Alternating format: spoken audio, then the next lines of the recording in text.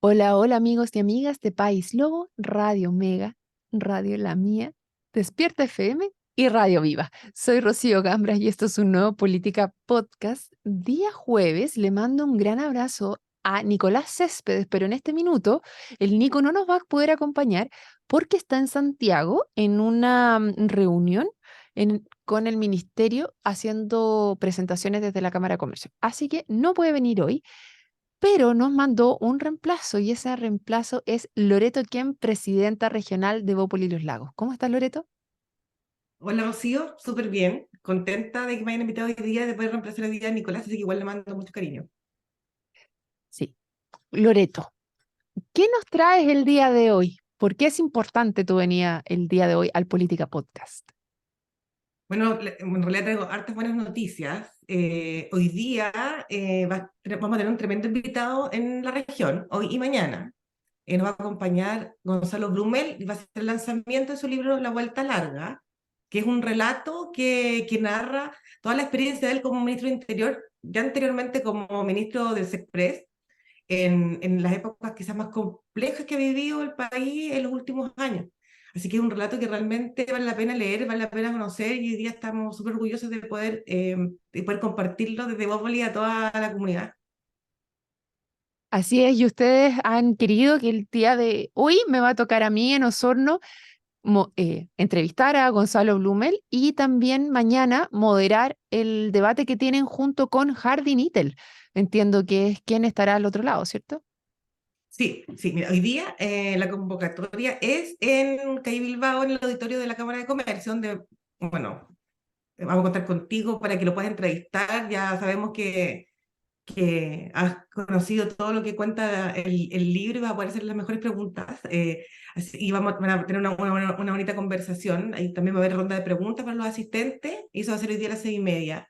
Y mañana va a estar en Puerto Varas, en el Kunstgarten, que es un domo que queda en la escalera Rique, en el cual va a estar Hardy Nittel, conversando con él y también después va a haber una ronda de preguntas. La verdad que para nosotros como Evópoli es súper importante poder eh, compartir todas estas experiencias que vivió Gonzalo Blumel desde esa vereda, que es muy poco conocida porque realmente la opinión pública, lo que se vio en esa época era solamente una pincelada desde las comunicaciones, de lo que quizás las comunicaciones querían mostrar, pero el interior de la moneda y el interior de realidad de un ministerio, de un cargo tan relevante, cómo lo vio una persona, un ser humano, lleno de convicciones y cómo podía él, eh, no sé si Tomar las manejar es la decisiones. palabra, sí, pero tomar decisiones tan importantes para nuestro país, cómo le sentía también como persona, es muy bonito ir leyéndola. Creo que aparte de, de toda la épica que tiene el relato, es hasta educativo.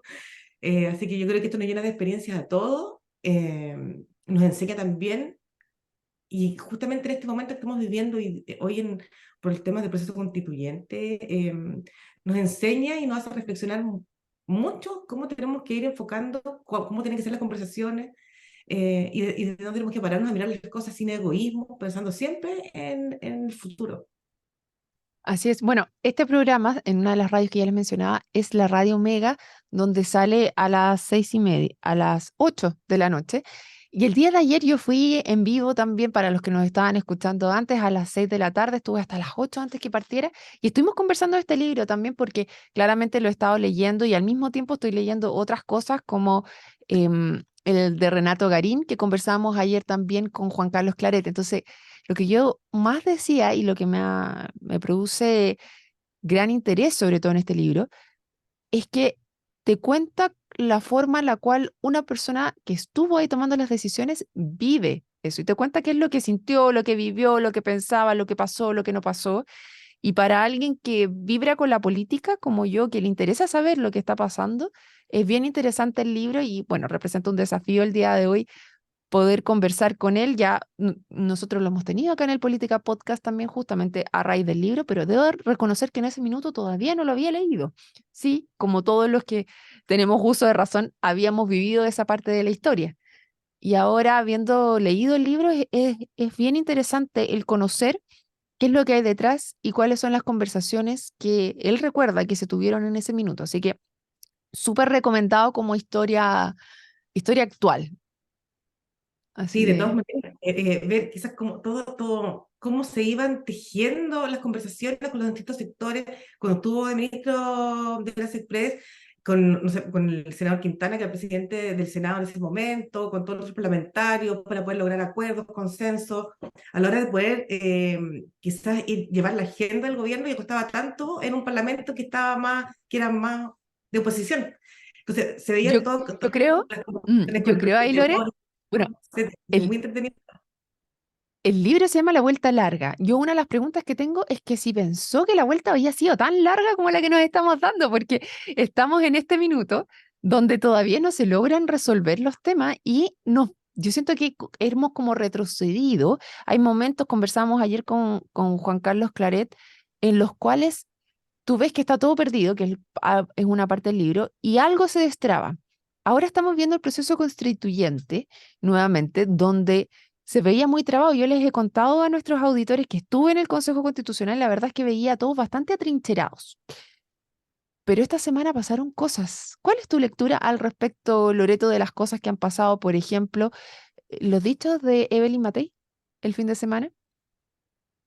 Mira, yo creo que en realidad es el momento de ir destrabando, es el momento de empezar a ver cómo podemos ir avanzando sin pensar en individualismo y en individualismos tales como ir pensando en futuras candidaturas presidenciales, por ejemplo.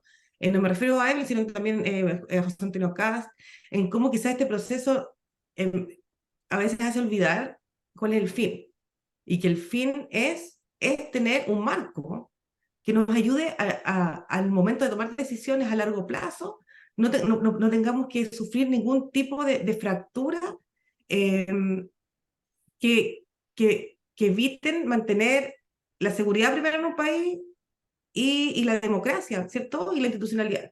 Entonces, a veces los dime y diretes que se dan durante este proceso, a mí la verdad que me tienen un poco, no sé si es decepcionada, porque en política siempre se ven ese tipo de cosas, pero sí yo creo que hace falta que también salgan otros políticos de cualquier sector a recordar para qué se está haciendo esto, cuál es el fin. Entonces, yo me imagino que después de la última semana, las cosas van a empezar a tender a equilibrarse un poco más. Es súper relevante lo que estás señalando, porque cuando yo hablaba de las trincheras, justamente, era eso, de que cada uno toma un rol, y yo creo que está bien, cada sector tiene que ser representado. Lo que me pasaba es que todos estaban hablando desde sus miedos, de de cómo yo no hago que pase tal o cual cosa, y teniendo las mayorías absolutas, es donde tú aprovechas esa mayoría para que tus miedos no se vean reflejados finalmente. Y en el caso de del rol que está cumpliendo Evelyn Matei, del liderazgo que ella está ejerciendo, yo lo veo por esa línea en la que tú acabas de señalar, en la cual hay alguien que viene a recordarnos por qué estamos aquí, finalmente. Y con todos los descréditos que eso lleva, porque no es fácil decirle a los tuyos, oye, es que la estáis haciendo mal. Y en ese sentido también muchos dicen, no, es que este es su rol político, ella quiere ser presidenta, entonces por eso lo hace. Pero cuando tú quieres ser presidenta, tienes distintas etapas que cumplir. Una de ellas, por ejemplo, es si se va a hacer una primaria o no. Cuando tú haces una primaria, lo hablas principalmente dentro de tu sector. Pongamos que hubiera una primaria entre José Antonio Cast y Evelyn Matei. Y en esa primaria, como están dados, que son aquellos que son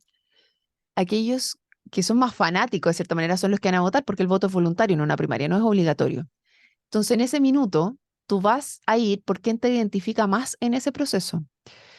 Y ahí hay un problema, porque el que te identifica más no necesariamente es el que te entrega más estabilidad al país ni el que va a ganar después. O sea, yo creo que hay algunas personas que efectivamente van a votar porque el que creen que van a ganar y después van y votan por el que ellos realmente quieren y los identifica.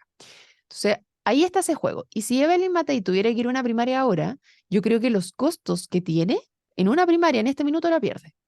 Porque se echó a mucha gente de derecha que efectivamente esta constitución, esta forma, lo que se está planteando desde el Partido Republicano le hace mucho sentido porque le habla a sus miedos, ¿cachai? Entonces, como le está hablando a los miedos, específicamente en una primaria, Matei pierde, porque se está echando a su partido encima. Hay una columna que creo que era de Peña que le dice, bueno, si Matei piensa de esta manera, entonces ella deja de ser de derecha. Y es justamente lo que estoy diciendo yo, que si ella tuviera que ir a una primaria, ahora lo pierde. Sin embargo, ella está apostando por un bien superior en este caso. Y el bien superior es lograr llegar a una constitución que nos dé estabilidad al país. Y como conversábamos ayer con Juan Carlos Claret, el hecho que te da estabilidad es tanto el proceso como cuánta gente se suma también y la siente propia. Y en este minuto hay una parte importante de la población que no la siente propia y que no está siendo escuchada dentro de la conversación. Entonces, tender la mano para ese grupo. Y no es la caricatura, no es la caricatura del que está más a la izquierda que el Partido Comunista, y de todos los miedos. No, son personas que en el proceso anterior también levantaron la voz y dijeron, aquí hay un problema. ¿Lo ves así, Lore, o no? O tal cual como tú lo estás explicando, porque obviamente siempre, cuando, o sea, como dices tú, por una primaria van a votar probablemente los que tienen más conocimiento de temas políticos, los que les interesa la política, y después, claro, se vota un voto obligatorio y también salen siempre también a la luz los miedos de la población. Pero al contrario, también pienso que, por ejemplo, hay un grupo muy grande, quizás que es como, no sé, por ejemplo, a mí se me dicen hoy día ir a o sea, votar en una primaria y obviamente votaría por Evelyn Matei porque es lo que me representa. Entonces voy a estar pensando siempre en un bien común, en cómo vamos a resguardar de que esto quede tan bien hecho, de que nos cuide a nosotros como ciudadanos, ¿cierto? De que se legisle en un momento a medida que van avanzando las problemáticas, van cambiando las problemáticas de nuestra sociedad, eh, y que se resguarde la institucionalidad, de que después no haya, no sé, en épocas de pandemia, por ejemplo, vimos que el Parlamento habían, no sé, un número, pero que no recuerdo el número exacto, pero una cantidad tremenda de propuestas parlamentarias que no eran constitucionales y que se pedía que se cambien por un momento eh, por un momento que se estaba viviendo en Chile muy complicado y que había que buscar respuestas para la ciudadanía rápida, ¿cierto? Pero entonces, hoy día, ¿cómo no nos vamos a olvidar de ese momento en el cual se podía perder la institucionalidad, de que había un grupo que quería hacer los cambios, otro grupo que estaba cuidando esta institucionalidad?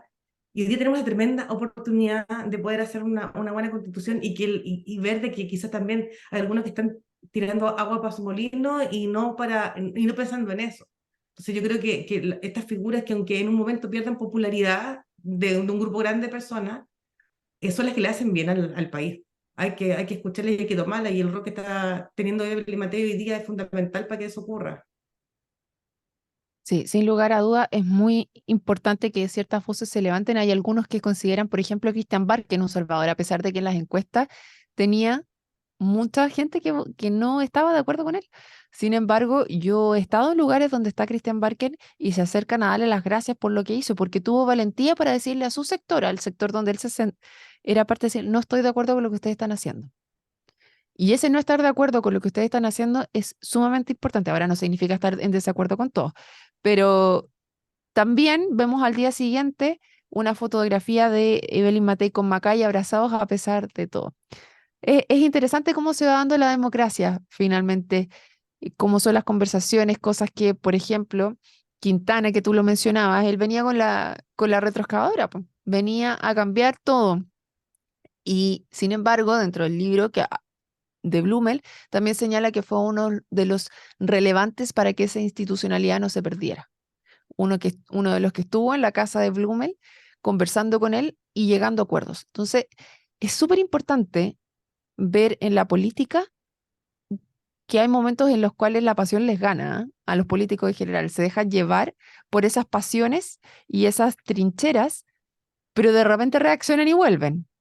Recordar por qué estamos, yo creo. El recordar, el volver al por qué estamos acá, a los inicios quizás. Yo creo que eso los hace de repente también reaccionar.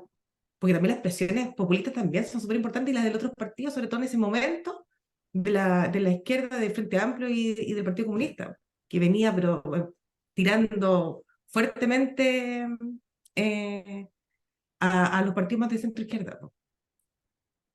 Así que, Complejo. bueno, es súper complejo, pero hay cosas que se logran, cosas que se avanzan con grandes acuerdos, pero que después necesitan bajadas también, porque no todo se resuelve en la Constitución, sino que también tienes proyectos de ley y tienes políticas públicas. Y tú estás muy metida en eso, Loreto. Tú apoyaste una ley para que se implementase, que tuvo apoyo transversal, que es la ley del autismo, y ahora estás apoyando localmente para la implementación de esa ley. Cuéntanos en qué estamos, cómo estamos como región, qué se está haciendo. Mira, más que apoyar localmente, estoy apoyando a nivel nacional en las distintas mesas de los distintos ministerios. Trabajando, ayer estuvimos en la mesa del MinSal, por ejemplo, ya me voy la otra semana a la mesa de educación a Santiago, y hemos ido trabajando en poder crear los lineamientos para que vayan bajando hacia el ministerio de forma transversal también. O sea, no, o sea, intersectorial. Acá en la región, en cuanto a las bajadas de la ley en sí hacia los ministerios, ha estado un poco lento. No, aún no se han hecho las mesas intersectoriales aún no se convocan. Sé que o sea, se están trabajando, pero todavía desde, desde las seremías para poder convocar, pero todavía no se convocan. Y estamos un poquito atrasados en ese sentido con respecto a otras regiones como la de Los Ríos y Aysén, que ya comenzaron, que son nuestros vecinos. Por otro lado, sí, Lore, ¿de qué sí, depende ahí? ¿De qué depende avanzar más rápido o más lento? de la gestión. Es netamente gestión de la Seremi o de quién? Gestión y voluntad. Ok. Gestión y ¿Pero es de la voluntad. Seremi? Sí, pues de las distintas seremías porque van en ese nivel bajan. Entonces, en ese sentido, hemos visto que han dado un poco lento. Espérate, Por, pero para que entendamos los que no estamos metidos en tu mundo, ¿qué Ceremis son las que están involucradas ahora? O sea, pongamos la pelota al piso y digamos, hay otras regiones que han logrado mayor gestión. ¿Qué Ceremis ahora necesitamos que tengan una mayor gestión específica para poder establecer mira, estas mesas bueno, estas mesas intersectoriales son lideradas por el Ministerio de Salud, en el cual se convocan a las distintas seremías para poder implementar estas mesas junto a la sociedad civil, para poder trabajar en conjunto. En las otras regiones ha convocado el Ministerio, la Seremía de Salud. En este caso, ya sabemos que existe un referente a nivel regional, que sería el encargado de realizar en realidad la pega. Y claro, por ejemplo, Los Ríos ya hace más de un mes que se reunieron todos los CRM junto a la sociedad civil en conjunto en una mesa para trabajar. En Aysén la semana pasada. Y aquí en Los Lagos todavía no vemos luces a nivel regional. Sí, el servicio de salud del Reloncaví, por ejemplo, va súper avanzado y ha ido trabajando fuertemente con el gobierno regional, pero, por ejemplo, los tres servicios de salud, Chiloé y el Tesoro, nada, no se ha no visto. hay avance en estos servicios acá. Bueno, acá tuvimos un cambio de servicio de salud Osorno, también no cambiaron la autoridad. Quizás eso le vamos a dar el beneficio de la duda, pero pónganse las pilas porque este tema es muy relevante. Ya que mencionas también al Core, Patricio Vallespina había anunciado una cantidad, el gobernador, Eh, de recursos. ¿Cómo funciona eso? Explícame un poco, porque la verdad es que no, escuché solamente el anuncio, pero no sé cuál es la bajada real. Mira, nosotros tuvimos una reunión con Patricio Vallespín el año pasado, cuando recién asumió, en la cual nosotros le planteamos la problemática del autismo en la región y a nivel nacional. Él siempre muy abierto con el tema y yo creo que él tiene una sensibilidad especial, no por una vivencia propia, sino que porque le hizo mucho sentido ver esta problemática y que es tan relevante y que impacta a tanta gente. En ese momento todavía no teníamos la ley de autismo, estábamos trabajando para poder tener, estamos a mitad de camino. Cuando la ley ya pasó al Senado, justo recibimos la visita de Yasna Proboste, que ya era en el momento la presidenta de la Comisión de Educación en el Senado, viajó y nos invitó a nosotros como dirigente a una reunión justamente con el gobernador. Estuvimos trabajando como en una agenda para la gobernación y, y realmente el gobernador ha cumplido. Eh, Es la primera vez que se hace en Chile. Es el primer gobierno regional que en Chile implementa un programa en apoyo al abordaje terapéutico para las personas autistas. Y en este caso lo hizo a través del Servicio de Salud del Reloncaví, el cual hay 750 millones de pesos que van a estar eh, divididos en 9 comunas y que lo van a, estos equipos como de salud donde van a poder hacer el abordaje, se van a hacer cargo las municipalidades. Así que es una muy buena noticia. Es la primera vez, así que nosotros sabemos que es un piloto y siempre los pilotos no funcionan a veces quizás como deberían de funcionar. Todavía no empiezan, así que no puedo decir nada, pero me refiero de que es la primera vez, así que nosotros estamos satisfechos como sociedad civil, porque como yo soy dirigente de la Federación de Autismo del Sur de Chile, estamos bien satisfechos en realidad porque el gobierno regional haya tomado la posta y los CORE también en el Consejo, que fueron los que aprobaron y fueron grandes también impulsadores de esta causa. Así que en ese sentido súper contenta porque vemos que realmente están cambiando las cosas. A nosotros como federación nos llegan solicitudes, por ejemplo, del INE, de otras instituciones, para que vayamos a capacitar, cómo los podemos ayudar. Entonces vemos que hay otro interés de la comunidad en ir avanzando en estos temas, porque, claro, obviamente es algo muy nuevo, entonces no saben. Y por otro lado, lo malo es que todavía seguimos teniendo muchas denuncias por temas de discriminación en los colegios. Vemos que los colegios está aún, aún estamos muy por debajo de lo esperado, todavía con muchos dolores, nosotros como familia sobre todo, de que las cosas no están funcionando y que vemos que la resistencia es muy grande. Así que ese es el resumen. Loreto, Loreto Kemp, tú hablas de la federación. ¿A qué federación pertenece? Yo soy de la Federación de Autismo del Sur de Chile, FEDAU, que está integrada por las organizaciones de la región de la Araucanía y Magallanes, que son alrededor de 30. Y además soy representante por votación popular, porque todo tuvo que hacerse por votación popular, por el MinSal. Claro, porque otras sectores del territorio no estaban tan organizados como nosotros. Entonces hubo que hacer elecciones populares para elegir representantes en las mesas. Entonces, además, justo también fui yo electa, una de las 6 representantes que estamos en esta mesa. Entonces, aparte de ser presidenta de la federación, ahí lo represento por votación, por elección. Te preguntaba porque tú mencionas que hay padres que van y tienen problemas de abuso de los niños de integración. ¿Qué cosas debieran estar alerta esos papás? Déjales un mensaje el día de hoy y con quién se pueden comunicar, qué mecanismos a seguir en el caso que efectivamente sientan que sus hijos no están siendo acogidos como debieran ser en los colegios.